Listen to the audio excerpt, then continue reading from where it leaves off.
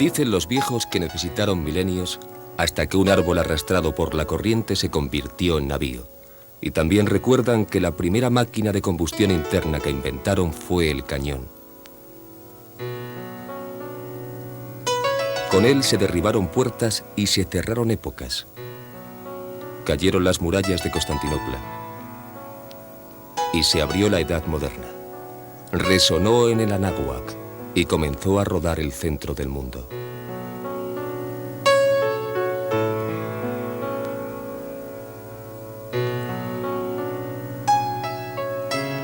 Pero habían ocurrido muchas guerras bañadas en pólvora, hasta que alguien decidió utilizar la fuerza expansiva de la combustión de una mezcla detonante para mover la historia por caminos más previsibles.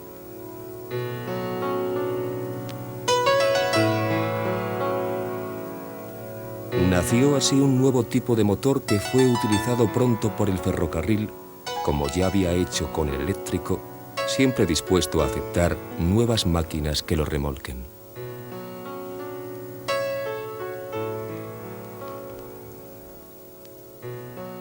Por entonces, la locomotora de vapor seguía siendo hegemónica en todo el mundo. La frágil máquina de Stephenson se había hecho imponente, pero el motor de combustión interna incineró después la tranquilidad de sus días pasados. Hoy, para ver la imagen de la locomotora de vapor tenemos que ir al museo, correr al cine, abrir un libro o cerrar los ojos para recuperarla de la memoria. El responsable de todo esto fue el ingeniero alemán Rudolf Diesel, quien había observado la máquina de vapor con más detenimiento que la mayoría de nosotros y se había dado cuenta de que la mayor parte de su energía potencial no se transformaba en trabajo útil.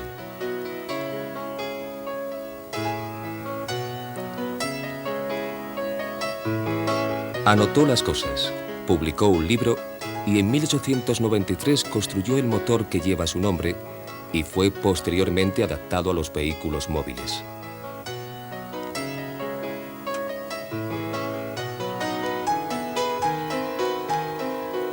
El motor diésel es una máquina que transforma la energía química liberada en forma de calor por la combustión de un hidrocarburo en energía mecánica. 5 palabras: admisión, compresión, combustión, expansión y escape. Son las claves de todo el proceso. Para que todo salga sobre ruedas, el motor consta de cilindros dentro de los cuales se mueve un pistón acoplado a una biela y unido a un eje cigüeñal que en uno de sus extremos lleva un volante de inercia. El motor actúa normalmente en 4 tiempos. Inicialmente el pistón desciende, se abre la válvula de admisión y el cilindro se llena de aire. Cerrada la válvula, asciende el pistón y el aire comprimido en el interior del cilindro adquiere gran presión y temperatura. El combustible pulverizado se inyecta en el cilindro, se inflama al contacto con el aire y lanza violentamente el pistón hacia abajo. Se abre la válvula de escape, sube el pistón y expulsa a la atmósfera los gases. Entonces se cierra la válvula de escape y se abre la de admisión, repitiéndose el ciclo. La transmisión del movimiento del motor a las ruedas, que en los automóviles normalmente se realiza por medios mecánicos, se hace en los ferrocarriles por transmisión hidráulica o eléctrica. Esta última, la más utilizada, consiste en activar mediante el movimiento del cigüeñal un generador de corriente.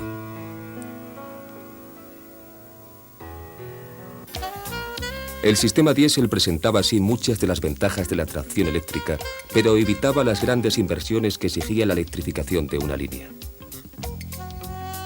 Respecto al vapor, al no tener que aprovisionarse con tanta frecuencia, permitió suprimir las instalaciones anexas exigidas por esa locomotora.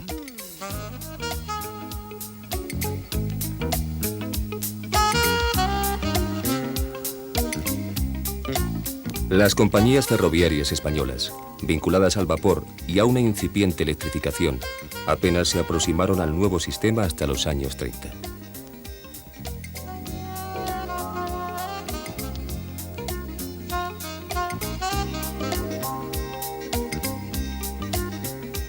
Entonces la crisis económica y la competencia con la carretera les obligó a reducir costes y adaptar su capacidad.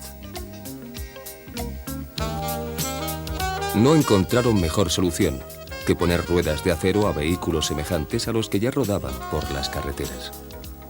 Fueron los automotores térmicos, identificados por su perfil de autobús, la circulación sobre carriles y la capacidad de evocar las formas de su tiempo.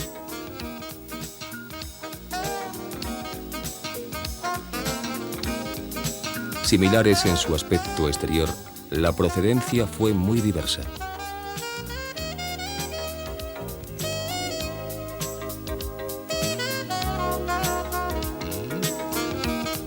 Los primeros tractores de maniobras adquiridos por la compañía MZA llegaron a España en la misma época.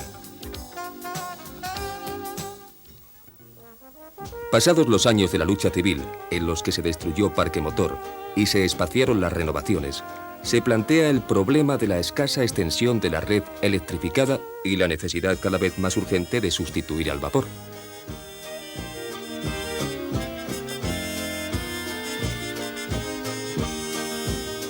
El paisaje integró entonces nuevas figuras. Si Mr. Marshall había pasado de largo en los 40, llevándose los sueños de la modernización, aterrizaba años después cargado de créditos, inversiones, queso, locomotoras, leche en polvo y otras mercancías. El sistema diésel apareció entonces, en el árido horizonte de los 50, como la mejor solución. A las primeras locomotoras importadas de Norteamérica, las 1600, imponentes y capaces de transportar deseos, las llamaron Marilyn.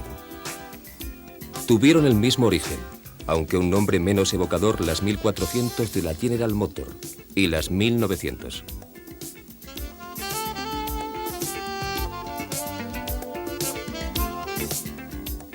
La gran expansión internacional de la industria automotriz comenzaba a inundar el planeta de todo tipo de vehículos y en ese periodo las principales compañías internacionales suministraron material diésel a España.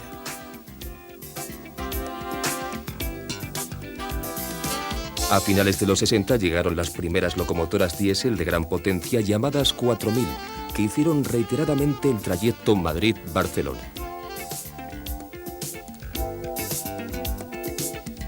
Estas fueron sustituidas en 1974 por las 333, construidas en España con licencia extranjera.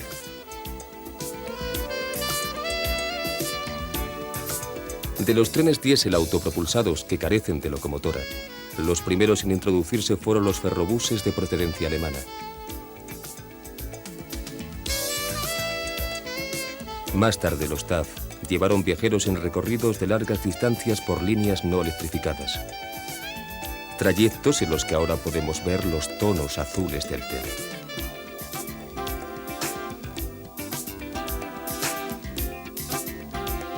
Para los que volvemos la cabeza cuando pasan los trenes, el talgo también es una figura familiar, pero su novedad se reduce al material remolcado.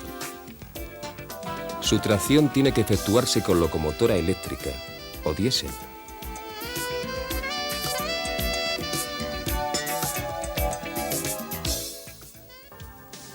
Desde los años 50, el desarrollo de la tracción diésel ha sido vertiginoso y ha contribuido a enterrar a la locomotora de vapor en la memoria de los museos.